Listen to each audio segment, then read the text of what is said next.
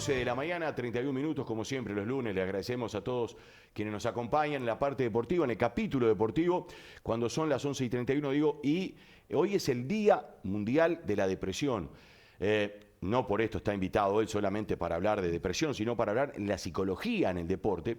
Y estamos con el licenciado, con Andreu Picón, quien mucho le agradecemos este momento para hablar de la psicología en el deporte, cuánto hoy se atiende mucho más esa parte de salud mental, tanto que se habla, en el deporte, no solamente del I, sino también en el deporte en general. Gracias, Andreu, por acompañarnos. Un placer, ¿eh? Bueno, muchísimas gracias, Gustavo, por la invitación. Y bueno, esta oportunidad también es poder difundir la necesidad que hay de empezar a trabajar, ¿no?, todo lo que tiene que ver con la psicología del deporte en distintas instituciones. Hace un rato hablábamos de la falta de accesibilidad y de la falta que hay del profesional de la salud mental en los centros deportivos, que por ejemplo acá que tenemos varios polideportivos, por suerte, Campus, que Campus tiene su psicólogo de deporte, pero está Sencar, está el Centro Cerro Pelado, Sí, sí. Piriápolis, Aiguá, digo, en la mayoría de los centros está la carencia de que no está el profesional de la salud mental. Es Y increíble. entre otros profesionales, ¿no? Esa falta de la parte interdisciplinaria. La nutricionista también. Pocos polideportivos tienen nutricionista deportiva. Y cuánto importante es hoy para los deportistas, ¿no? Contar con estas herramientas como para desarrollarte. Si sos un pibe, cuando tiene las condiciones para llegar a ser un deportista importante o de elite, y si ya sos un deportista que llegaste a la cima, seguir manteniéndote así, de esa manera.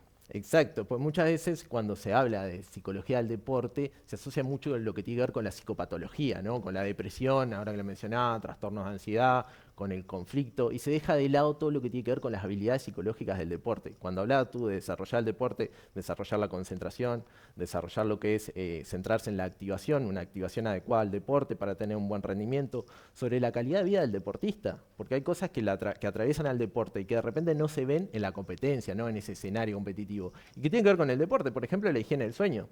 El 25% de los deportistas tienen problemas de sueño en la noche anterior a la competencia. Eso Claro. tiene que ver con la ansiedad precompetitiva. Exacto. En el fútbol se llama jugar el partido en forma anticipada. Exacto. Entonces, digo, la psicología del deporte es muy amplia y no solamente está asociada a depresión deportiva, a ansiedad deportiva, sino también con todas las habilidades psicológicas deportivas que hay para desarrollar y trabajar, que mejoran el bienestar del deportista y que también tienen que ver con el rendimiento. Has hecho distintos talleres, charlas, hace poco en Sedencar, donde allí estaba Exacto. Berbiera, también un atleta reconocido, muy querido más por todos nosotros, donde además contó algunas anécdotas, ¿no?, de él como atleta de élite. Sí, bueno, primero nada mandarle un saludo a Ever, muy agradecido porque es muy importante también los referentes deportivos que empiecen a hablar sobre psicología del deporte, que empiecen a hablar sobre nutrición deportiva, porque también esto genera una demanda y de esa manera también las instituciones se pueden acercar y empezar a atender este tipo de demanda. Sí, contó varias anécdotas, de hecho, bueno, hablábamos hace un ratito de una de ellas, que en una de las competencias internacionales, por falta de un análisis previo del escenario en sí, de la carrera, no sabían de dónde iba a salir el disparo, el estímulo de la largada, la largada de los 100 metros. Entonces Ever en esa estrategia piensa, dice, bueno, ¿qué es lo que puedo hacer?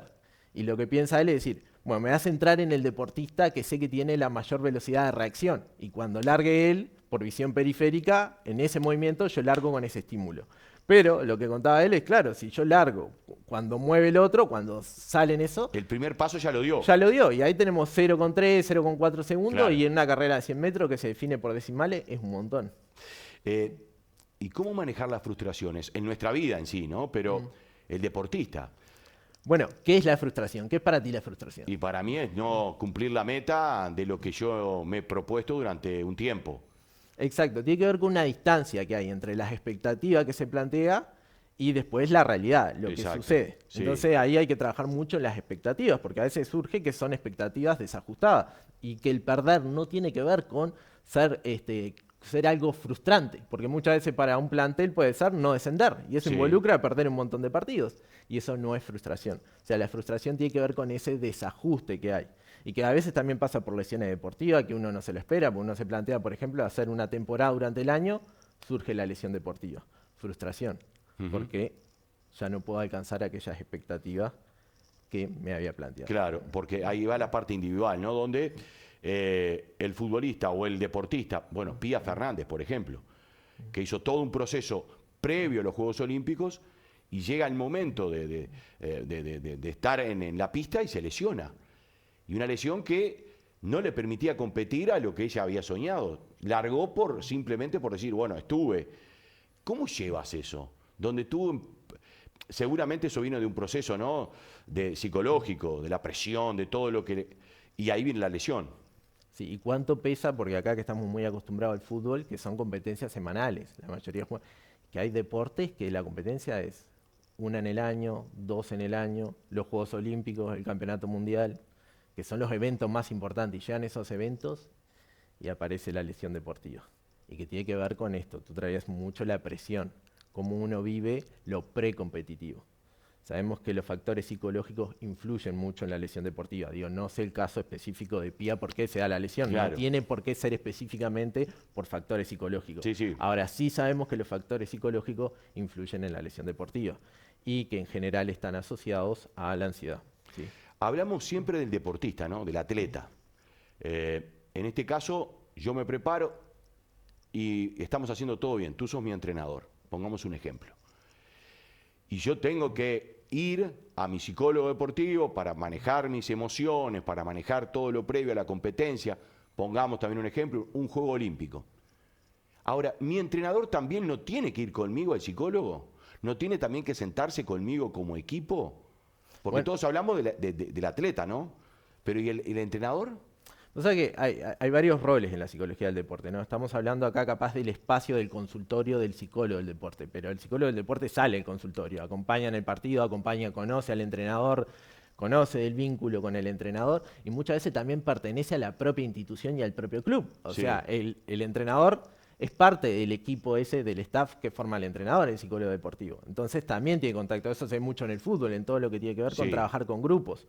Por eso hay varias cosas. Ahora estamos hablando de la psicología del deporte vinculado hacia lo individual. Está también la vinculada hacia lo grupal, ¿no? En todo lo que tiene que ver con el técnico, cómo se vincula con los jugadores, cómo se vincula con ese deportista específico. Y uno lo conoce y trabaja con él también. Claro, porque es diferente, y tú me puedes corregir. Está el psicólogo que trabajó en lo grupal, en el fútbol, que tiene 22 jugadores, más el cuerpo técnico, y tú en el día a día. Ahora, por eso te mencionaba, el entrenador y el atleta, somos dos. Ese es el equipo, y vamos a los Juegos Olímpicos. Ahí tenemos que estar los dos también, de alguna manera, tratando de que el psicólogo deportivo nos ayude a transitar ese camino. Claro, se trabaja en conjunto, sí. O el entrenador que puede ir a un psicólogo deportivo a hablar sobre su rol de entrenador también, porque el psicólogo deportivo involucra también trabajar con los entrenadores.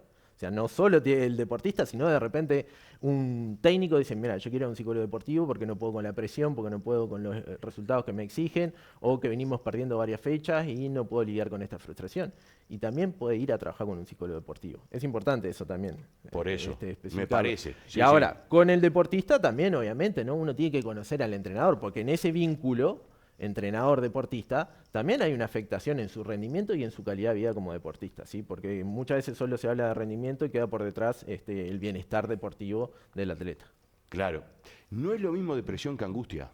No, no es lo mismo depresión que angustia, definitivamente. Y lo que me parece muy interesante es poder hablar, porque para los profes, para los entrenadores, para quienes tienen contacto con los deportistas, es poder notar algunos signos de la depresión, ¿no? De cómo poder dar cuenta, no para que lo trabajen ellos, sino para que puedan derivar a un profesional, ¿no? Cómo dar cuenta y decir... ¿Cuáles son los primeros mensajes de alguien que está depresivo? Y bueno, esto un poco hablamos ahora de deportes grupales, por ejemplo, ahí notamos un poco de aislamiento, a veces un comportamiento más irascible, ¿sí? Notamos ciertas conductas que no eran un patrón normal en esa persona, de repente un retraimiento, ¿sí? Una respuesta como mucho más, ese cuerpo como más encogido, ¿sí? Una voz como un poquito más monótona, ¿sí? Indiferencia, falta también en los partidos, por ejemplo, si en el fútbol, un deportista que seguía mucho lo que tenía que ver con las transiciones, de repente aparece desconectado y algo uno se explica, ¿por qué está desconectado este deportista de la jugada? Si era de seguir, si era elaborado, era creativo, seguía la dinámica, y de un momento para otro lo vemos que... Y de repente, y ahí está el técnico del grito. ¿Qué estás haciendo, fulanito? Claro. Y pasa por otro lado, ¿no? Que tiene que ver de repente con síntomas el cambio. Sale, no estás Y ahí también, Sí, ¿no? la causa de la depresión, ¿no? La frustración, recién hablaba de la frustración reiterada muchas veces puede conducir a la depresión, exacto. Después tenemos otra cosa que se parece muy similar a la depresión, pero no es depresión y tiene que ver con el burnout, sí, que es con el desgaste profesional, que es un término muy conocido en lo laboral, pero que también pertenece a lo deportivo, es el agotamiento. ¿Sí? El agotamiento, tanto lo doy, tanta frustración o por ansiedad de rendimiento y me agoto el deporte y ahí empiezo a notar indiferencia hacia el deporte, falta de asistencia a los entrenamientos, desgano, comportamientos más irritables. ¿Sí? Hay varias cosas que hablar en relación a la depresión, pero también está el agotamiento deportivo y que muchas veces se confunden y dicen, no, está deprimido, no, lo que tiene es un burnout, tiene un desgaste en relación a las exigencias deportivas o todo lo que tiene que ver con el ámbito deportivo. Eso pasa también, hablamos de fútbol profesional, ¿no? Deportes profesionales. Pasa también con aquel jugador que dice, bueno, tiene que cambiar de equipo porque ya se volvió tan rutinario todo que bajó su rendimiento y no es el mismo que nació como jugador hace 5 años. ¿Es también eso? El cambiar de aire, el cambiar de equipo. Bueno, eso va a depender de la particularidad de cada deportista. Individualmente. Sí. Bueno, vemos deportistas que hacen toda la trayectoria en un mismo equipo y tienen esa identidad con el equipo y se vuelven ídolos en ese equipo y de repente si cambian en algún caso a otro equipo, su rendimiento cae. Entonces va a depender de la particularidad del sujeto. ¿Y cómo no se puede generalizar? Claro. ¿Y cómo llevas o cómo se ayuda, también lo charlábamos fuera de cámara, volvemos al fútbol, que es lo más popular y es lo que más se vende, se muestra. ¿Cómo ayudas al jugador profesional que tuvo una carrera exitosa o que por lo menos estuvo en primera jugando mucho tiempo y que su mundo era el entrenamiento, el vestuario, el hotel, vivir en una burbuja, porque muchas veces el club o la selección mismo, el pasaporte lo tiene un dirigente, se subieron al avión, bajaron del avión, los están esperando, los llevan al hotel, se quedan en el hotel 5 estrellas, juegan el partido, salen del estadio. Es todo así, está todo armadito a su vida. Pero un día se termina eso. Un día se termina. ¿Y? Sí. Hablamos de retiro deportivo, que también ahí tenemos casos de depresión bastante importantes, ¿no? Y bueno, ahora hay algo que se está realizando últimamente que tiene que ver con las carreras duales. Es una propuesta para los deportistas. ¿Qué quiere decir las carreras duales? Que no solamente se desarrolla a través del deporte, sino que haga otra cosa. Lo que sea, lo que quiera el deportista. Pero que también su identidad se vaya construyendo. Entonces la carrera dual lo que permite que una vez que te retiras en el deporte, ya sigues transitando por eso que hiciste. Y sigues en el deporte. Sí, o en el deporte o en otra carrera. Creo que hay un Chiellini, ¿no fue? El jugador italiano que es administrador de empresa. Y tenemos otro tipo de... Riolfo, por ejemplo, jugador de Wander, también estudió. Nacho González también estudió. Pero son los menos. Son los menos, pero es una buena intervención eso. Las carreras duales son una buena... Porque no solamente estamos hablando ahora de deportistas consagrados y que económicamente de repente no lo necesitan. Otros deportes... No, y algunos jugadores de fútbol que dejan el fútbol y por distintos motivos miran... Sí, o jugadores de acá, profesionales que tienen que seguir, digamos... claro, laburando porque no les quedó demasiado como para el resto de su vida. Y después hay cuestiones de la identidad que se ponen en juego, ¿no? Porque pertenecía, era admirado, era reconocido, las charlas se atravesaban por el deporte, la familia, la comida con la familia, los viajes, el deporte, esto, la competencia, cómo te fue. Entonces pasaba todo por ahí. Y de repente eso se termina. Queda de repente las historias, la anécdota que vuelve. Los amigos del campeón. Los amigos del campeón. Pero ahora hay una nueva construcción, ¿sí? Elaborar esa nueva identidad, ese nuevo hacer. Y muchas veces también lo que se realiza es que durante la carrera el deportista tenga placeres relacionados a otra cosa, que sean incompatibles al deporte, ¿sí? Que atraviesen por otro lado. Claro, entonces, salir a pescar, por ejemplo. Salir a pescar, salir o cocinar o tener hobby. Sí. Entonces tienes reforzamiento, lo que se llaman reforzamiento, es placeres que no son relacionados al deporte. Y que una vez que termine esa carrera deportiva también hacía otras cosas que disfrutaban y que no atravesaban en el deporte. Entonces no me voy a sentir vacío por ese sentido de que estaba solamente reconocido y todo atravesado por el deporte, sino que tengo otras actividades que me generan mucho disfrute y que las puedo continuar o hacerla de hecho hasta con más frecuencia porque ya no está ese tiempo deportivo que también genera un desgaste. Hay competencias que básicamente tienen vacaciones una semana. Bueno, la liga inglesa creo que hasta juegan hasta el 31 y 24 de diciembre. La NBA tiene partido de Navidad, creo. Entonces tú dices, hay un montón de cosas que pierden los deportistas. Ganan millones de dólares, pero su vida solamente corre detrás de... Hace poco Luis Suárez habló en un medio sobre lo que sucedía con Bielsa y su frialdad y su manera de ser. distante, que él estaba acostumbrado a otro complejo celeste, donde jugaban al truco, donde iba el del equipier y se sentaba con ellos a tomar mate. Y ahí, como psicólogo, ¿qué cosas, sin saber la interna, ¿no? Sí, sí, sí. Pero de afuera y viendo, ¿qué es lo ideal? ¿O qué sería lo ideal?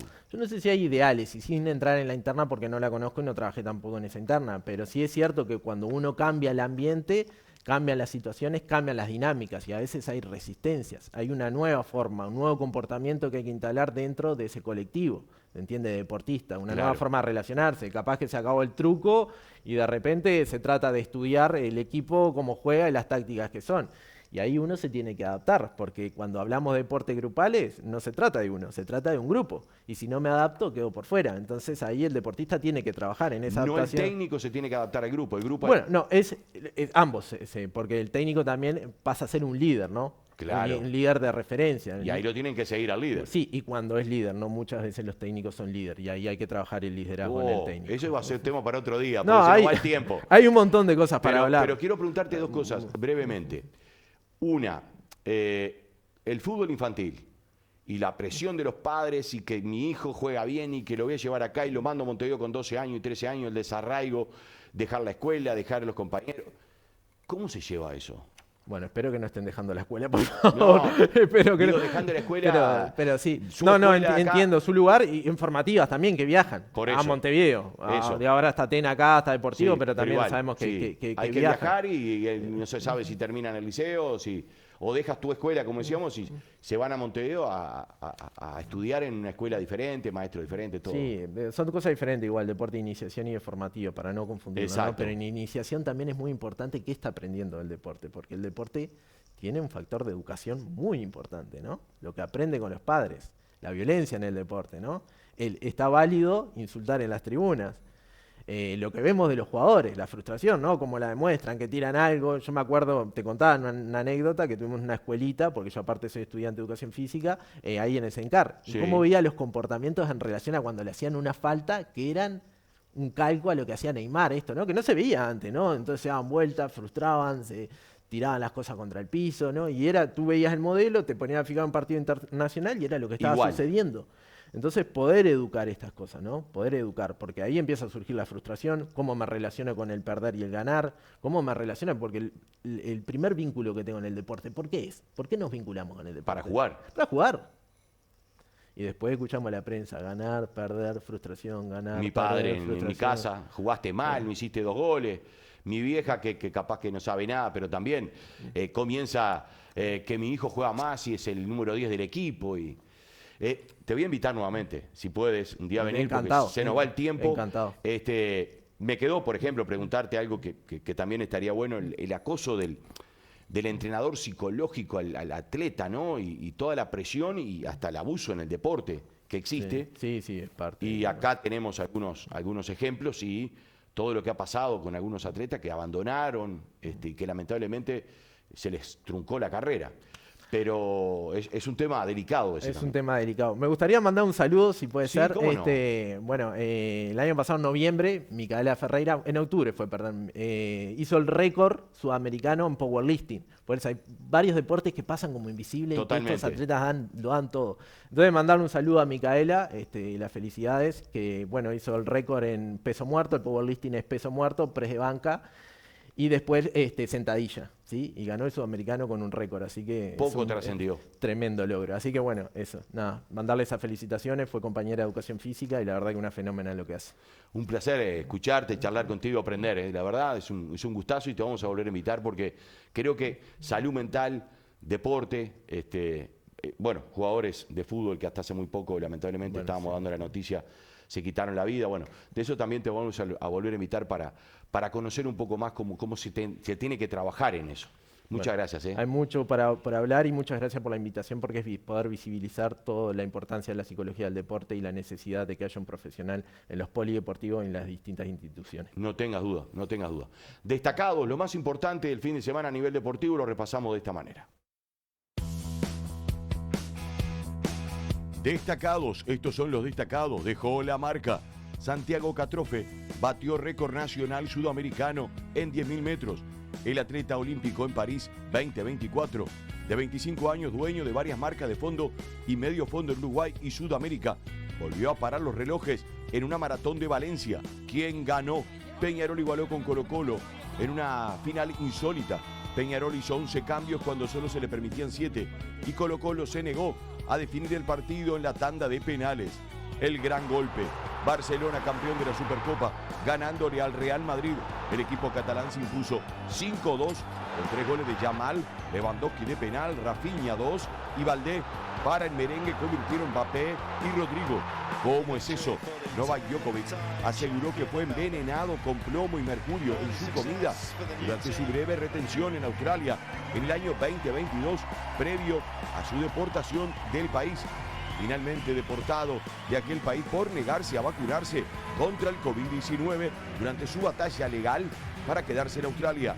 Ese día, el domingo 26 de enero, se juega la final de la Supercopa Uruguaya.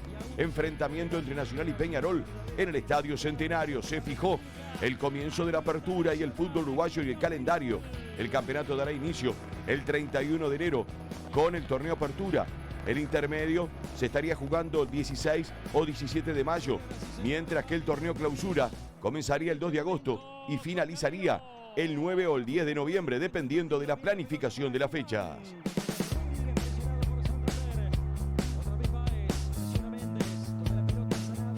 Hasta aquí el capítulo deportivo. Renovamos el contacto en 11 Noticias luego de la noche, después de Telenoche 4, para seguir informando a nivel deportivo. A la vuelta de la pausa, continúa Marcelo Pullares.